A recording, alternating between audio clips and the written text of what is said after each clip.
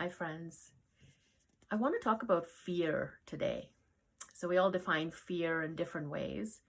Typically, we feel afraid when our ego tells us that something is not the way it needs to be, and that we need to either change it or we need to manage a situation in a different way so that we can be safe.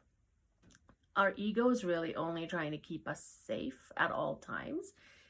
That's how it has evolved. So from animals, it has evolved to put us immediately into a fight or flight state so we can keep ourselves safe, keep our body safe. I mean, if our body's not safe, we're really not going to have a human experience. So ego is really our friend, and so is fear. Fear can be looked at as the guard dog that sits outside our door, making sure we're making choices and decisions that keep us safe, keep our body safe, allow us to be healthy and have a good human experience. Now, what happens when this fear or the ego becomes almost exaggerated? And we've all experienced this, where I recently had this experience where the city that I live in had a ton of snow. And we usually get snow earlier in the year and we get like little amounts of it. And so driving in the snow can be a bit tricky. It can be something that we have to get used to. And so over time, by the time we get to this point, we get pretty used to the snow. This year, we had really warm weather and then the snow came really suddenly. And so driving in this weather felt, for me, fearful. I also have a car that has a lot of power in the back, and so it tends to slide. I had to quickly do an analysis after really sitting with fear for a while. I have a safe car, I have a warm home.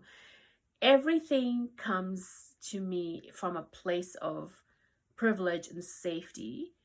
So why don't I make choices that will keep me safe and my fear as a guard dog, as opposed to a cage which keeps me trapped? Why don't I make choices that allow me to feel safe while I drive on the road? And those choices could be many. I could use a different vehicle. I could choose to wait for the snow to melt. I could drive extremely carefully, whatever it is that I choose. So we're always faced with our fear.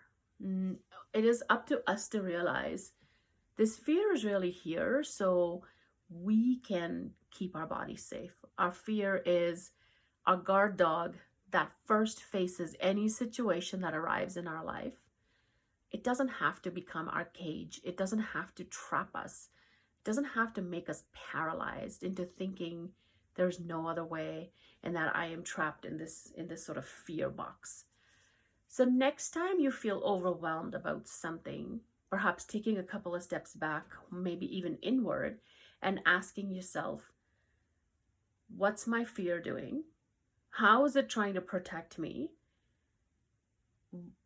What are some of the things it's saying so my body can stay safe? And keeping all of those things in mind, how can I make choices that then do not allow another voice to flare up, which then wants to beat us up, but just stay on these are possibilities where I could be unsafe. What choices can I make so I can be safe?